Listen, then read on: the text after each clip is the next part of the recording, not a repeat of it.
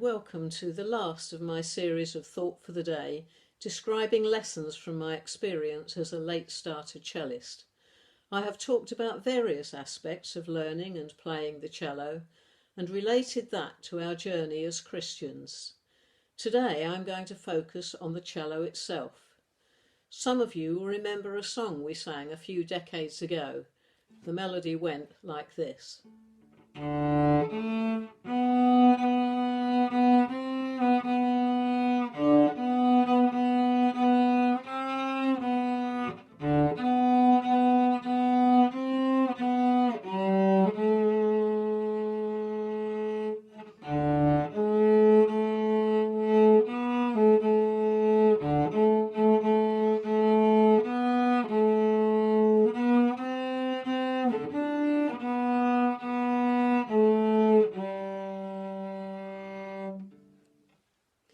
The words were, for those of you who have not been in Christian circles that long, Lord, make me an instrument of worship.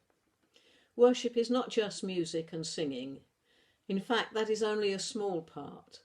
Our worship consists of all the service we do for God out of our love for Him. So when we sing that song, we are asking God to fashion us into an instrument He can use in His service. So let's have a look at the cello and see what would be involved in being made into an instrument. There are factory-produced cellos which are available mainly from China, and some of them are very good. But the best and the most valuable instruments are handmade by craftsmen called luthiers. It is a very specialised craft, requiring precision, physical hard work and patience. I had the privilege of getting to know a luthier by the name of John Bedingfield, who made double basses and cellos right up to just before he sadly died last year at the age of 87. An incredibly talented man, and I sometimes watched him at work in his workshop. So let's look at the cello and see what is involved. The cello consists of a specially made, specially shaped wooden box of exactly the right dimensions to amplify the sound made by the vibrating strings. The wood starts out as very ordinary looking blocks, although they are very carefully chosen by the luthier. And those blocks have to be shaped to give this curve. And that is done by sheer hard work.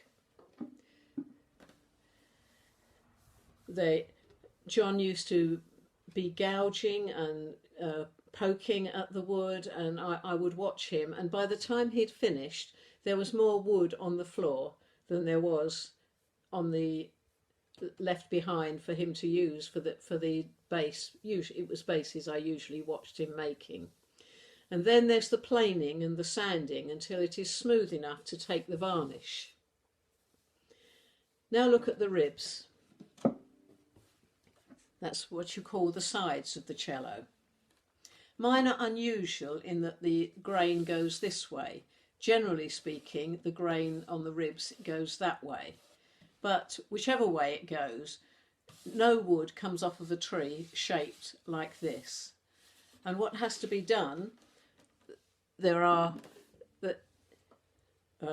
long strips of thin wood, and they have to be first of all soaked to make them pliable, and then gently shaped around a mould and clamped in place until they dry out in the correct shape. All the measurements are very precise because of the physics involved in getting the correct pitch for each type of instrument.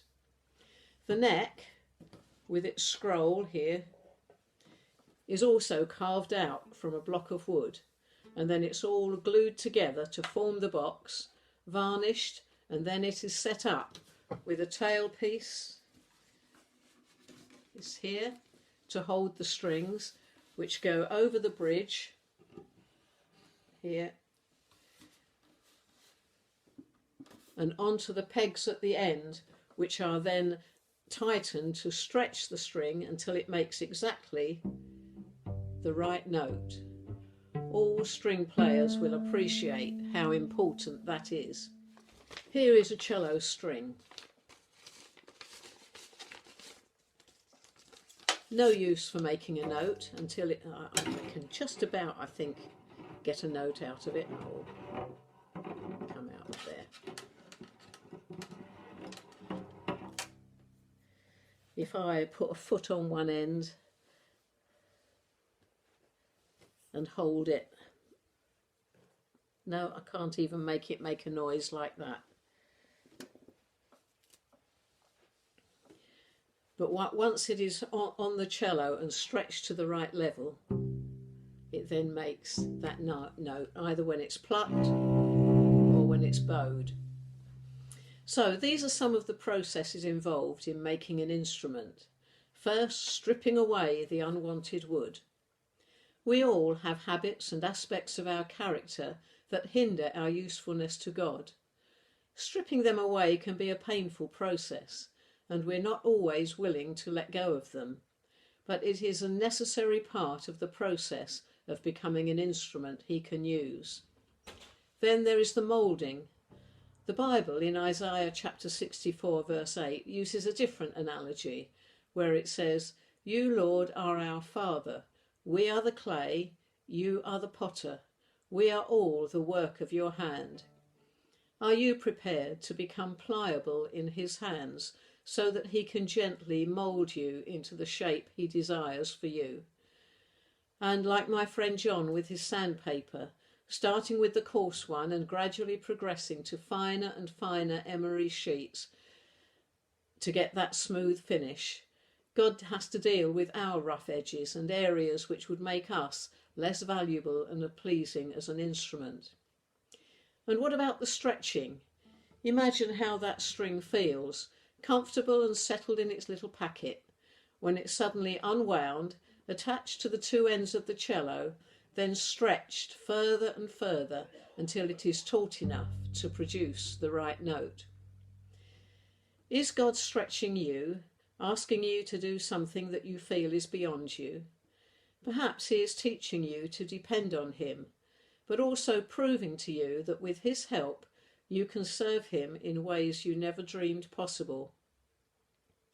When the luthier has completed the instrument, he then has the opportunity to personalise it.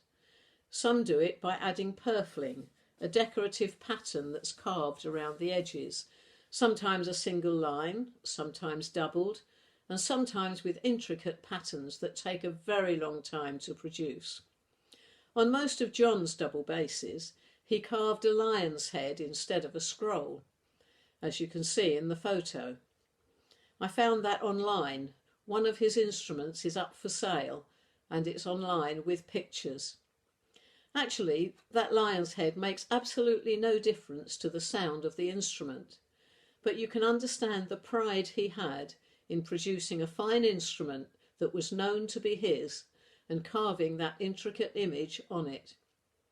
Every handmade instrument is unique, and the maker is rightly proud of his work. So he adds a label, usually in the inside of the box before it is glued together, which you can just see through the holes in the top. They're known as F-holes and allow the sound to come out. And it's there to show who made it. However, some unscrupulous makers were crafty and used the names of the best craftsmen to add value to their own instruments, which is why there are thousands of violins labelled Stradivarius, but very few were actually made by him.